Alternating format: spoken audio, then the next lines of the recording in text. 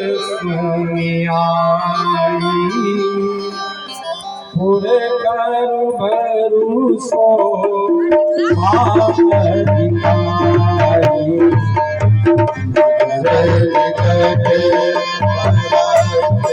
सुनियाई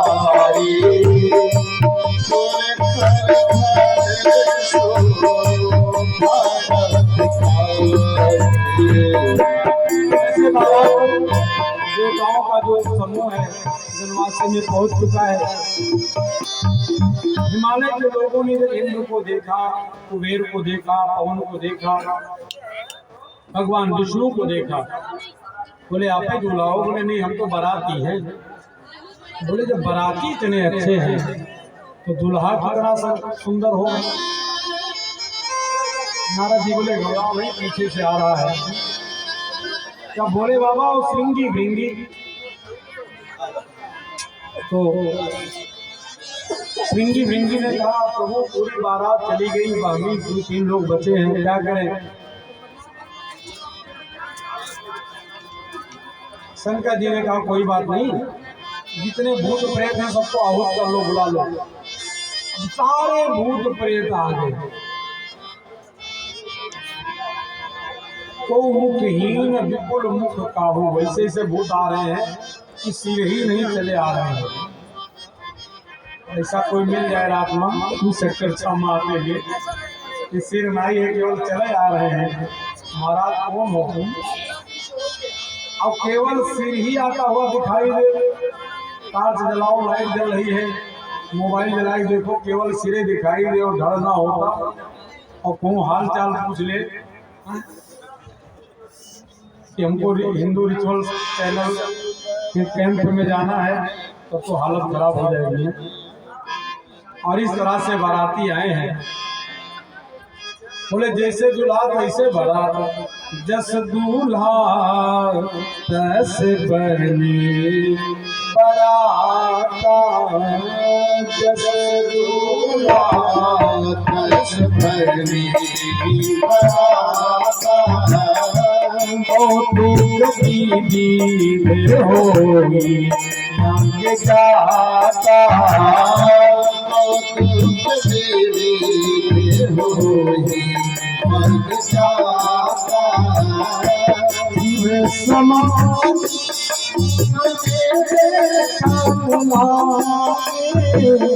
शिव समाज सब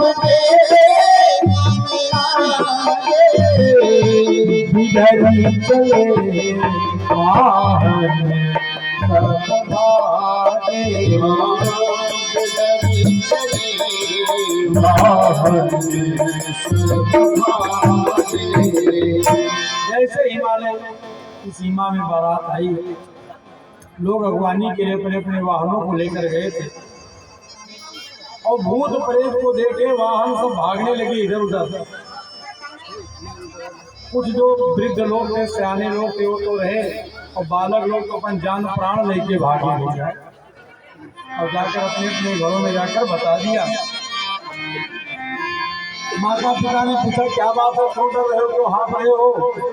तो अपने माता पिता से कांपते हुए बाड़ी में बोले, कहे भाई ऐसा बारात हमने नहीं देखा। दुल्हा के पूरे शरीर में सांप लपटा हुआ है और तन छारे प्यारे कपाले भूषण, नगन जटिल भयंकरा,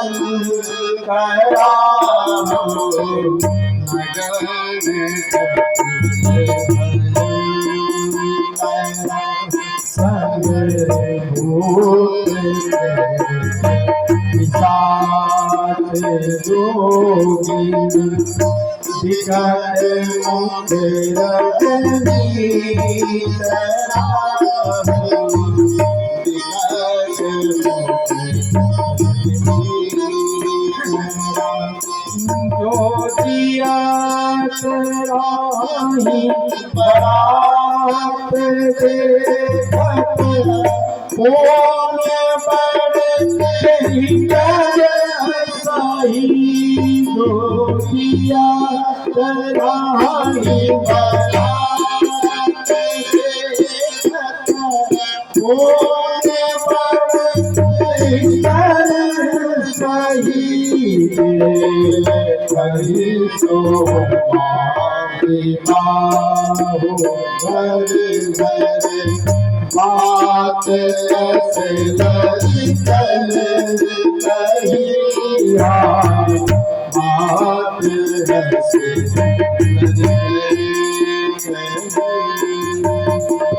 जैसे महाराज प्रवेश की तो एक घटना घटी, क्योंकि भोले बाबा जब प्रवेश किए भूत प्रेत के साथ, तो पहले से बाराती तो हम पहुंच चुके थे, देवता लोग सब जन्माष्टमी में बैठे थे और कोई रस पी रहा था और रस पिलाने वाले ऊपर मग्गा से डाल रहे थे और नीचे गिलास लगाकर लोग पी रहे थे। तो घटना घटी, जैसे भूत प्रेत आए, पूरी बारात आई, इतने में देखा कि गिलास ऐसे लिए बैठे हैं बाराती जी और घराती वाले मग्गा से गिरा रहे हैं, पूरा मग्गा खाली हो गया, गिलास भरी नहीं रहा है। बोले क्या हुआ? क्योंकि सारे भूत प्रेत आकर पीना खाना शुरू कर दिए, जो भी रखा था सब गोविंदाय नमो नमः। अब तो सब घबरा गए। मैना जी आई है आरती की थाल लेकर के परछन कर, मैना सुधर आरती सवारी संग सुमंगल राम हरि मैना सुधर आरती सवारी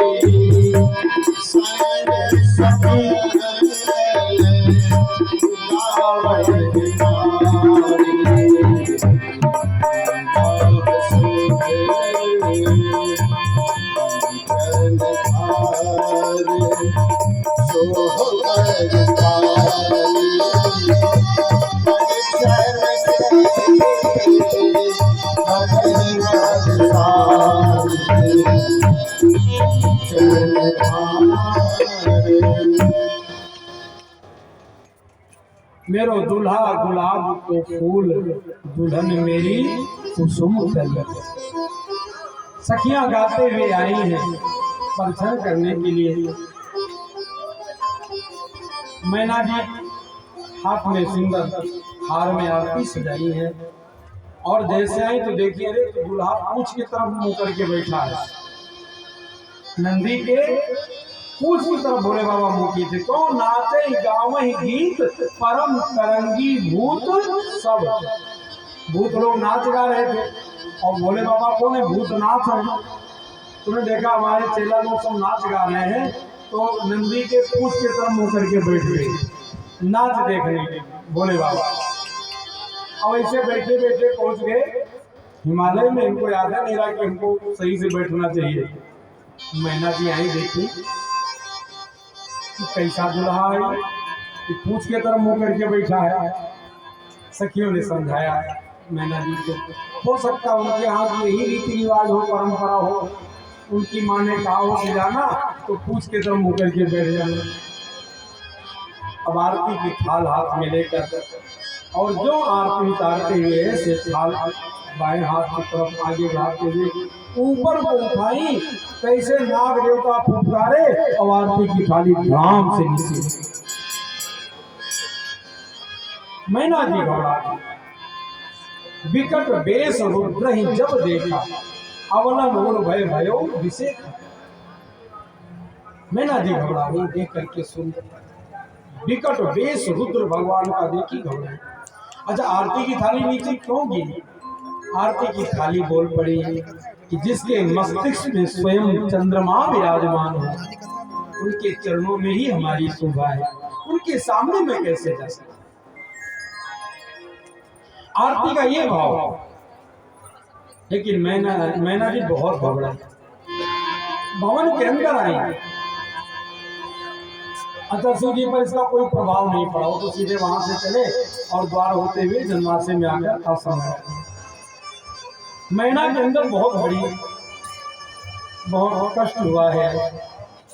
पार्वती को गोद में बिठाई है, अपने नेत्रों से बिटिया को निहार रही है। अरे विधाता, आपने मेरी बेटी को इतना सुंदर बनाया और उसके लिए कैसा बहुरहा वर दे दिया। कैसे है बहुरा दे तुम ही सुंदरता गई देवी, तुम ही सुंदरता तो फल सोबर बस बाबू रहिया गही बरे बस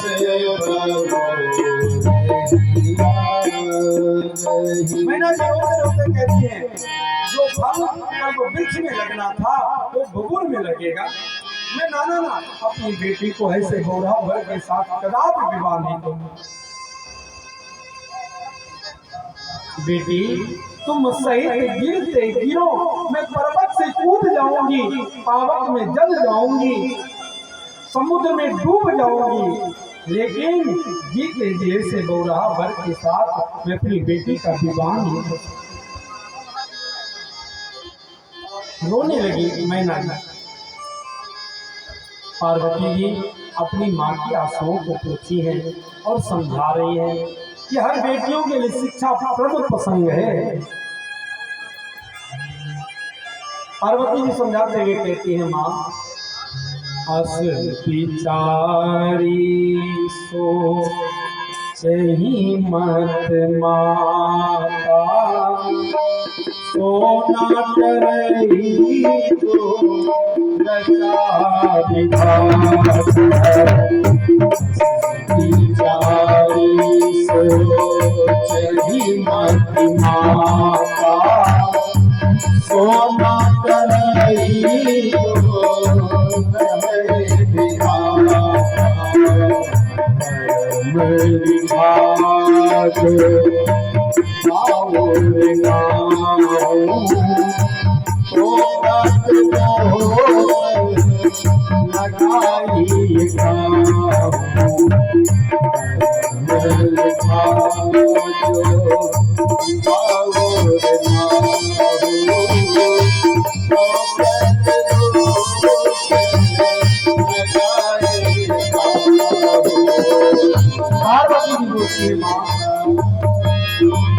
तो किसी को कलंकित ना करे। मैंने जी ने कहा, मैं नारद कर का बिगाड़ा, भवन मोर जिन बसत पुजारा। देखो बिना मीडिएटर के शादी नहीं होती, विवाह शादी बिना बिचौलिए के होती ही नहीं। और शादी बढ़िया हो जाए तो बिचौलिए को कोई चाय पर भी नहीं बुलाता, बुलाता है नहीं बुलाता। और जरा से अगर कहीं गड़बड़ी हो जाए तो उसी को सब दोष देते हैं, इसने जानबूझकर डुबो दिया, हमारी बेटी की जिंदगी को बर्बाद कर दिया।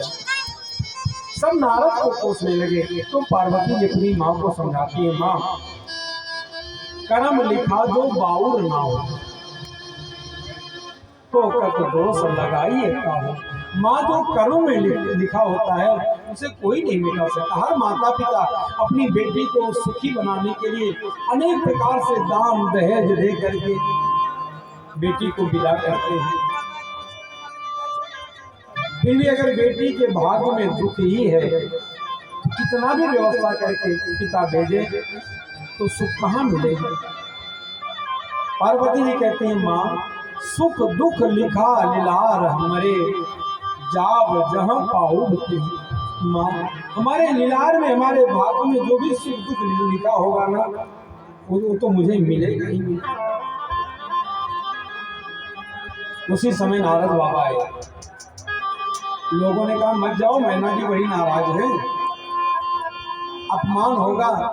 नारद जी ने कहा, जब इतना सम्मान में मुझे मिलता है, थोड़ा बहुत अपमान भी मिल जाए तो क्या है। महात्माओं को क्या सुखे दुखे समय कृपा लावा लाभो से नारद जी आए हैं और आकर सबको बैठाए और पार्वती के पूर्व जन्म की कथा सुनाई।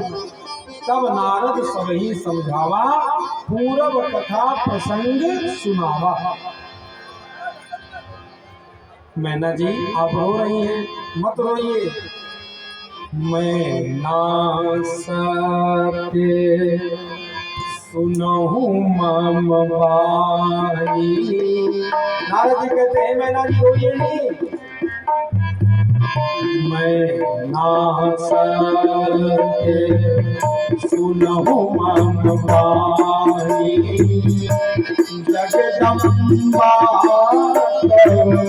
सुता भवानी, जगदम्बा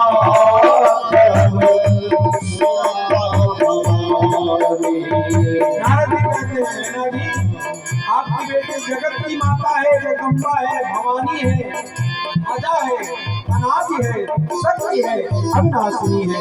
भगवान शिव की थी, शिव की है और शिव की ही रहेगी। इसलिए पहले ये दक्ष के यहाँ जन्म ली थी सती के रूप में, और इन्होंने भगवान की कथा में जाकर भी कथा न सुनी, जिस कारण इनको शरीर छोड़ना पड़ा। और अब आपके यहाँ आकर के जन्म ली है तो सबके हृदय के अंदर जो विषाद था समाप्त हुआ। घर घर ये संवाद फैल गया कि हमारे घर की जो बेटी है ना, हमारे घर की जो लाडली है वो तो जगदम्बिका है, अजा है, शक्ति है, विनाशिनी है, भवानी है। अब सब लोग बार बार चरणों में गिरने लगे। पुनि पुनि पार्वती पद बंदे, अरे मेरी बेटी साक्षात जगदम्बा है। अब तो जेवनार होने लगा। शिव जी के विवाह में पहले भोजन कराया गया, बाद में विवाह हुआ। रामायण में 4 विवाह है, 2 हुए 2 नहीं हुए। सुपनखा विवाह करने गई, नहीं हुआ। नारद जी विवाह करना चाहे, नहीं हुआ। 2 विवाह हुआ, एक शिव जी का और एक राम जी का। राम जी के विवाह में पहले विवाह हो गया है, तब भोजन हुआ है बरातियों। और शिव जी के विवाह में पहले बरातियों को भोजन करा दिया गया, तब विवाह हुआ। बोले भूत प्रेत बराती हैं, अगर भोजन नहीं कराया गया तो विवाह होते होते आधा गांव खा जाएंगे। इसलिए भोजन कराकर इनको विदा कर दो, फिर आराम से विवाह कराएंगे। अब जब भोजन होने लगा तो देवियां गीत गाती हैं, और गाते गाते बोली क्या चाहिए। शंकर जी कहते हैं, या शंभु ने उचारा, या शंभु ने उचारा, भूत है कुंवारा, भूत है कुंवारा, फिरता है मारा माना, इसे दुल्हन चाहिए, जैसे चाहिए, इसे मन चाहिए, जैसे चाहिए, इसे मन चाहिए, भोले बाबा से, भोले बाबा ये भूत है तुम्हारा, भूत है तुम्हारा, सखियों ने उचारा, से घर में ब्याह लो, शादी में डाल लो, इसे घर में ब्याह लो, तेरे डाल लो, इसे घर में ब्याह लो, तेरे डाल लो।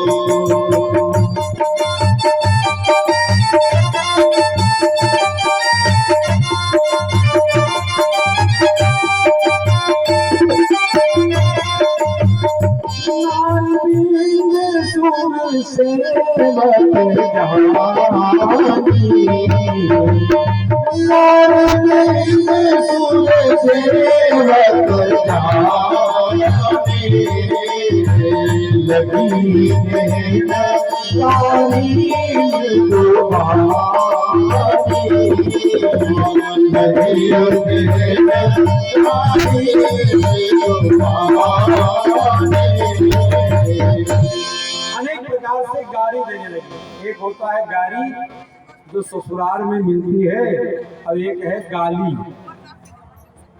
गाली कोई दे तो हो जाए मारपीट, है ना।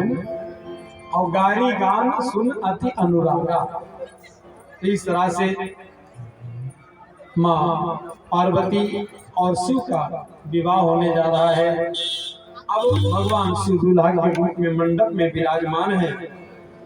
मुनि अनुशासन गणपति पूजे शंभु भगवान, सुन संशय करे जनी सूर्य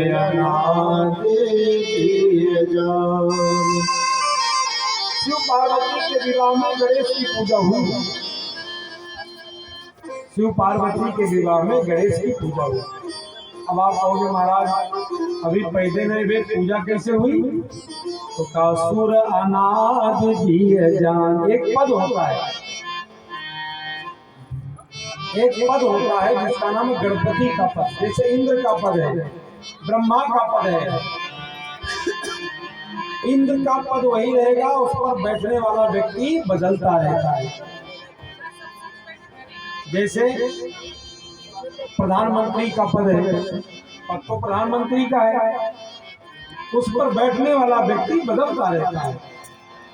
मुख्यमंत्री का पद है, उस पद पर बैठने वाला व्यक्ति बदलता है, पद तो वही रहेगा, मुख्यमंत्री वाला ही। ऐसे ही गणपति का एक पद है। एक बार तुंडी गणपति पद पर बैठे, एक बार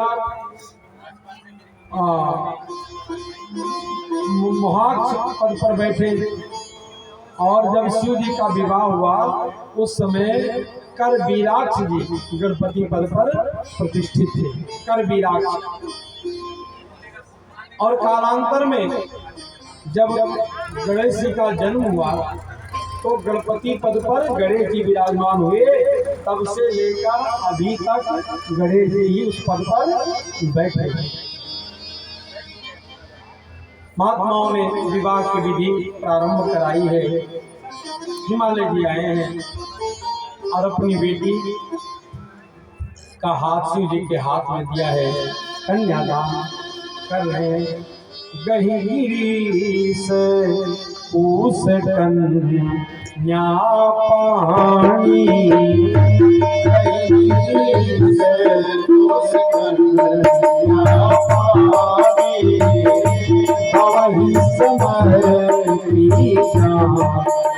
भवानी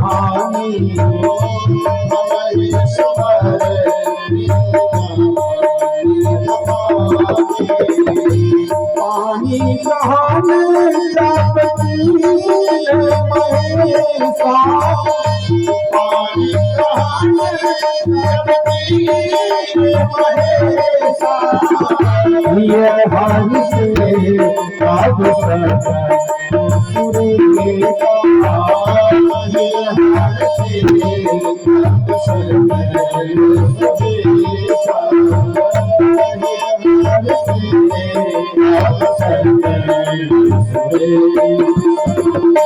अब जो है पानी ग्रहण संस्कार हुआ है। महात्मा लोग मंत्रोच्चारण कर रहे हैं और सभी लोग जय जयकारी लगा रहे हैं। बोलिए शिव पार्वती विवाह महोत्सव की जय हो। और अनेक प्रकार से बाजे बज रहे हैं। गौरी दुल्हा देत भंवरिया है, गौरी दुल्हा देत भंवरिया है, संग सोहती दुल्ही नगरिया है, संग सोहती नगरिया है, गौरी दुल्हा देत भंवरिया है, गौरी दुल्हा देत भंवरिया है।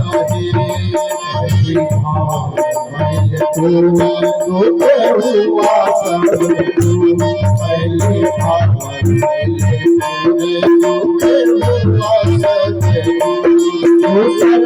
हमारी सुभग सुख करिया है, हमारे सुभग सुख करिया है, गौरी दुल्हा देत भंवरिया है, गौरी दुल्हा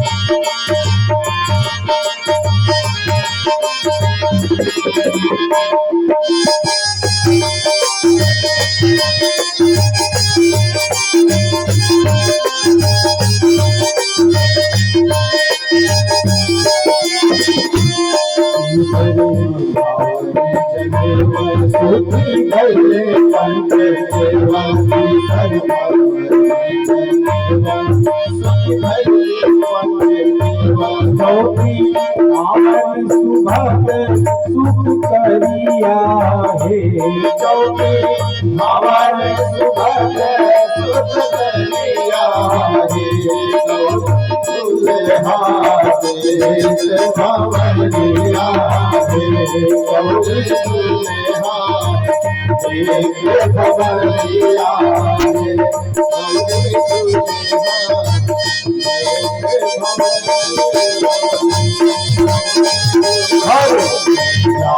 कर पाए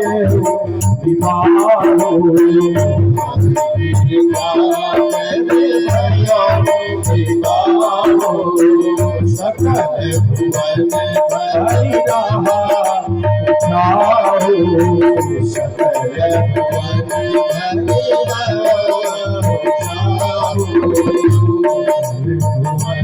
भरी रहा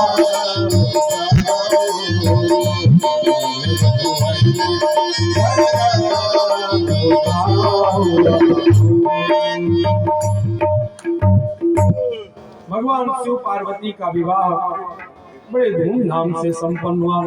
बोलिए शिव पार्वती विवाह महोत्सव की। और विवाह के बाद विदाई उनकी बड़ी दुखदाई होती है। बेटी की विदाई अनेक प्रकार से समझाते हुए मैना जी कहते हैं, भोलेनाथ मेरी बेटी मेरे प्राणों के समान प्रिय है। नाथ उमा मम प्राण सम गृह किंकरी क्षम्यो सकल अपराध अब कोई प्रसन्न भोले बाबा मेरी बेटी को अपनी सेविका के रूप में स्वीकार करें। अगर मेरी पुत्री से कोई गलती हो कोई त्रुटि हो उसे क्षमा कर देना। अनेक प्रकार से पार्वती को शिक्षा देते हुए मैना जी विदा कर रही है। और बेटी और बेटा में कोई अंतर नहीं होगा। बेटियां बेटे से अधिक अपने पिता को प्यार करती है, मानती है।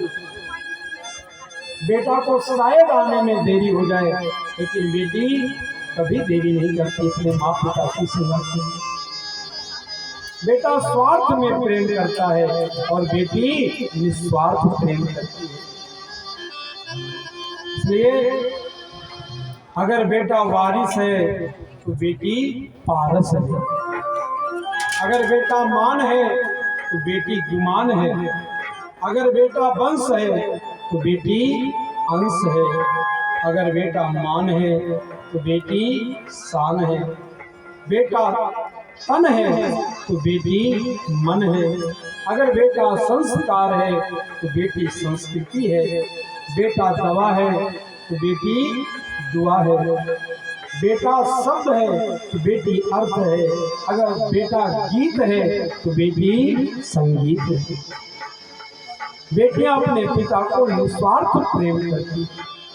बेटे को पता है सारी चल अचल संपत्ति मुझे ही मिलेगी, लेकिन बेटी को तो जो पिता देकर विदा कर दे, 5 मुट्ठी अक्षर देकर विदा करता है, बेटी कभी नहीं कहती। बेटी थोड़ा समझदार होते ही पिता की जिम्मेदारी अपने ऊपर ले लेती है। पिता के कपड़े कहाँ रखते हैं, पर्स कहाँ रखते हैं। अगर पिता को आने में देरी होती है ना तो दौड़ कर पूछती है, माँ क्या बात है अभी तक पापा नहीं आए। पिताजी नहीं आए, कब तक आएंगे? और पिता भी अपनी बेटी के लिए एक एक रुपये बचाता है, एक पैंट शर्ट में साल का साल पार कर देगा, लेकिन उसको चिंता रहती है मुझे बेटी के हाथ की ये करनी। और इस तरह से आज हिमालय जी रो रहे हैं, चले संग हिमवंत पहुँचावन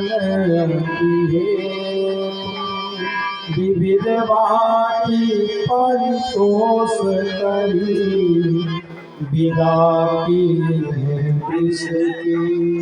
भगवान और पार्वती वहाँ से विदा हुए हैं। भगवान शिव कैलाश पर्वत पर आए हैं, सारे देवता लोग अपने अपने लोग सुधाए हैं। कुछ दिन के बाद कार्तिकेय जी का जन्म हुआ, और कार्तिकेय कौन है? पुरुषार्थ है। और हमारे आपके यहाँ पुरुषार्थ कब होगा? जब श्रद्धा और विश्वास का मिलन होगा तब। जगदान खनमुख धर्म कर्म प्रताप पुरुषार्थ महा के हेतु में विषकेत सुत कर चरित संक्षेप ही कहा। जब तक हमारे आपके जीवन में श्रद्धा और विश्वास का मिलन न हो, पुरुषार्थ कहाँ से हो? अब यहाँ पर याज्ञवल्क जी कहते हैं, चरित्र सिंधु गिरिजा रमन वेद न पावहि मार वरण तुलसीदास तुम अति मति मंद गवार। तो स्वामी जी कहते भाई मैं तो मति मंद हूँ, गवार हूँ। और चरित्र सिंधु है, पृथ्वी का कागज करूँ और लेखन करूँ बनराई, और सात समुद्र की स्याही करूँ फिर भी हरिगुण लिखा ना जाए। याज्ञवल्क्य जी भरद्वाज जी को ये सुचरित सुना रहे, और सुचरित सुनाते सुनाते जब भरद्वाज जी का चेहरा देखा है, देखिए भरद्वाज महात्मा हो रहे हैं, आंखों में आंसू लिए हैं। शंभु चरित सुनी सरस सुहावा, शंभु चरित सुनी सरस सुहावा, भरद्वाज मुनि अति सुख पावा, भरद्वाज मुनि अति सुख पावा। बोले भरद्वाज महाराज की, तीर्थराज प्रयाग की, बेड़ी माधो भगवान की। आज भी भरद्वाज जी यहाँ पर विराजमान है, आज भी प्रयाग क्षेत्र से वो बाहर नहीं जाते हैं। बहुलाल कथा पर पारी, बहुलाल कथा पर पारी,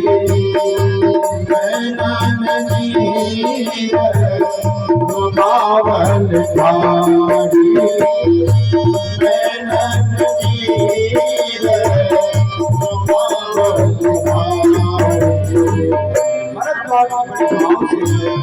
बड़ी श्रद्धा से कथा सुन रहे हैं, उनको सुखानुभूत हुई है और हृदय में भाव बढ़ता गया है, शरीर रोमांचित हो गया है, आंखों में अश्रु आ गए हैं, और याज्ञवल्क्य जी भरद्वाज जी का चेहरा देख रहे हैं। और क्या भाव है कि प्रेम विवश। महात्मा जी कथा कैसी लगी? तो इतने प्रेम में अधीन है, गदगद है, भरद्वाज कुछ बोल नहीं पा रहे हैं। प्रेम विवश मुख आवना वाणी, कुछ नहीं बोल पा रहे हैं। तो याज्ञवल्क्य जी ने जब भरद्वाज जी की इस स्थिति को देखा, जसा देख हर से मुनि ज्ञानी, बड़े गदगद हुए, बड़े प्रसन्न हुए। बड़े महात्मा जी आप धन्य हो, धन्य हो, धन्य हो। जब हृदय गदगद होता है तब धन्य शब्द निकलता है। हमारे पूज्य आचार्य श्री धन्य है, जिन्होंने प्रतिकूलता में अनुकूलता की व्यवस्था की है। ऐसा नहीं किसी ने बहुत बड़ी व्यवस्था दे दी हो, ले जाइए इतना लाख आप ये करिए, केवल हिम्मत करके आप ऐसा आयोजन संकल्प करके यहाँ पर बैठ गए, महीनों से तपस्या कर रहे हैं। तो हम लोगों का भी कर्तव्य है कि आचार्य श्री का उत्साह वर्धन करें। जो चैनल से जुड़े हैं उन सब का कर्तव्य है कि आचार्य श्री के संकल्प को पूरा कराएं। दूसरा, अहो धन्य, तो धन्यवाद है आचार्य श्री को, धन्यवाद है। 4-5 बहनें आई हुई हैं मुंबई से, इतनी सुकुमार होते हुए भी भगवत कृपा से अच्छे परिवार से है, लेकिन यहाँ सेवा भाव लगी है। कितनी सेवा कर लेंगे, मुख में हो राम नाम राम सेवा हाथ, ये भी भाव है, सौभाग्य है। यहाँ अगर किसी ने आपको कुछ करने को बोल दिया तो अपना सौभाग्य समझना, अरे मुझे तो आता ही नहीं, मैं तो ये करती नहीं, मैंने ये किया नहीं, बिल्कुल नहीं। ये सौभाग्य कि किसी के मुख से निकला भैया ये कर दो, जी अभी तक। रात में 11 बजे कुछ लोग आए अपने यहाँ, 11-11:30 बजे, तो बहन भी बेचारी लेटने जा रही थी, हमारे मुख से निकला कुछ आए, महाराज जी क्या करना है, चाय बना दूँ? 11:30-12 बज रहा था मुझे, 12 बजे 11:30 बजे रात में उठकर चाय प्रसाद बनाना, ये भी पुण्य है। जो लोग थक करके आ रहे हैं, और प्राय लोग आते हैं संगम स्नान करके आते हैं, गंगा नहा के आते हैं, और ऐसे तपस्या करके आए हुए लोगों को, ठंडक से कड़कड़ा रहे लोगों को आपने सुंदर चाय बनाकर पिलाई है, उनका रोम रोम आपको आशीर्वाद देगा, आप धन्य हो जाओगे, धन्य हो।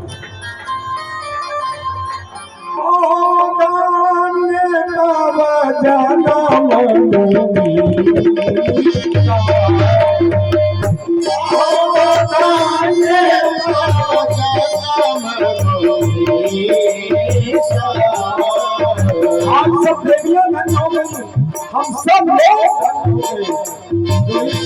पावन रज में गंगा माँ की गोद में बैठे हैं। तुम्हारी प्राण समप्रिय गौरी, तुम्हारी प्राण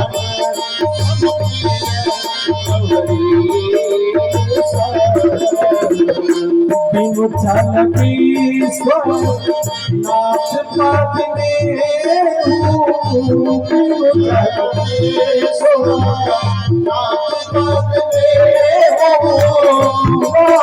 भगत कर लक्षण,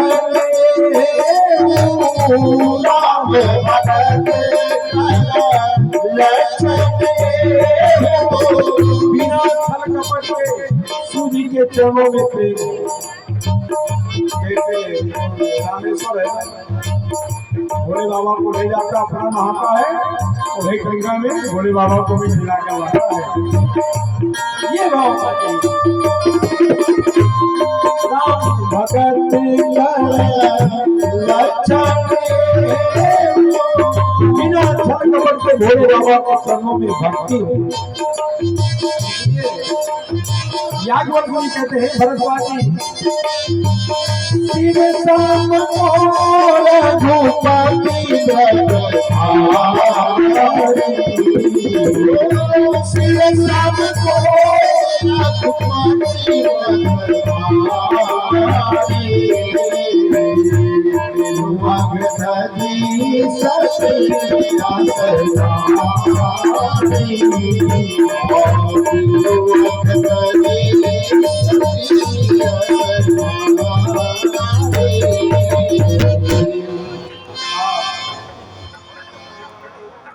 इस तरह से शिव जी के स्वरूप का वर्णन किया है। शिव जी की भक्ति ही राम भक्ति का स्वरूप है। हमारे भोले बाबा आदि वैष्णव हैं, इसलिए भगवान शिव और माँ पार्वती के स्वरूप को हम सब लोग हृदय में धारण करेंगे। भगवान शिव से माँ पार्वती प्रश्न करेंगे। भोले बाबा कहेंगे, राम जन्म कर हेतु अनेका परम विचित्र एक एका। भगवान के जन्म के कारणों की कथा कल होगी, और कल की कथा में ही भगवान राम का जन्मोत्सव हम सब लोग धूमधाम से मनाएंगे। और तो भगवान का उत्सव मनाएंगे। पूरे पंडाल को सजाना है, गुब्बारे लगवाने हैं और धूमधाम से भगवान का जन्मोत्सव मनाया जाएगा। 2 बार भगवत नाम संकीर्तन और आरती। सीताराम सीताराम सीताराम।